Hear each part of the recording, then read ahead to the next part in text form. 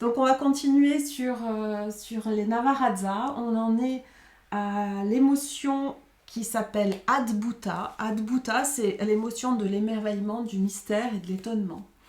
Donc je crois que c'est un de mes préférés, Adbhuta. Il a une couleur, c'est la couleur jaune. Donc c'est vraiment le Raja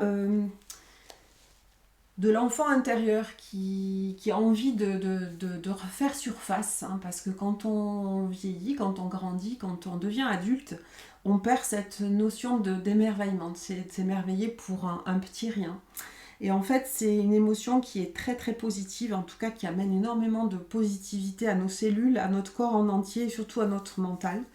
Donc c'est essayer de voir l'extraordinaire dans les choses ordinaires de la vie.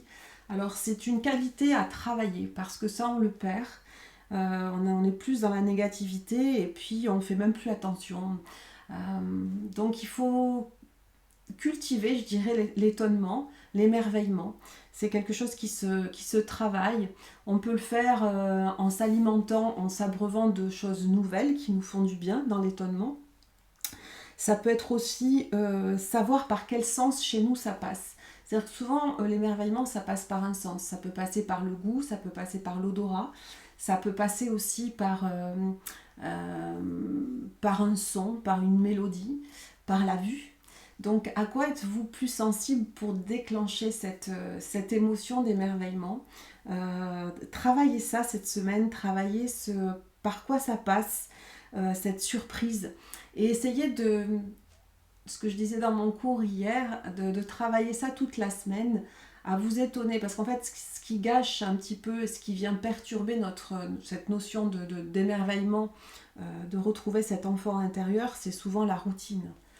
Donc même si on fait quelque chose de routinier, vous allez devoir essayer de trouver qu'est-ce qui peut vous émerveiller dans cette routine, c'est-à-dire faire attention à des petites choses sur lesquelles on passe et qui sont quand même extraordinaires. Ça peut être juste,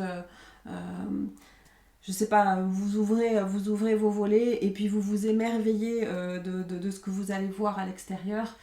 Ça peut commencer par ça et pas juste, ah bah tiens il fait beau, paf, je referme et je continue mon train-train. C'est juste voilà, de vous arrêter, de faire ressortir cet émerveillement, hein, cette immensité qu'on a en l'intérieur et qu'on est en train de vraiment perdre en vieillissant. Donc pour ça, il faut beaucoup de disponibilité mentale. C'est-à-dire que c'est un travail, c'est une vigilance, hein, de se rendre disponible à ça. Ça passe par du lâcher-prise et ça passe par un déconditionnement de tout ce qu'on connaît. C'est-à-dire que c'est comme si on faisait un écran blanc, qu'on nettoyait tout ce qu'on connaissait et qu'on regardait les choses avec un regard très très neuf. Donc c'est vraiment quelque chose qui se travaille. On ne peut pas arriver chargé et se dire j'ai envie de m'étonner parce que je suis bombardée de mes problèmes. C'est-à-dire qu'il faut vraiment faire de la place. Donc pour faire de la place, eh ben, je vous invite à travailler l'étonnement cette semaine parce que ça amène énormément de joie, même dans la routine de tous les jours, aller chercher cet émerveillement.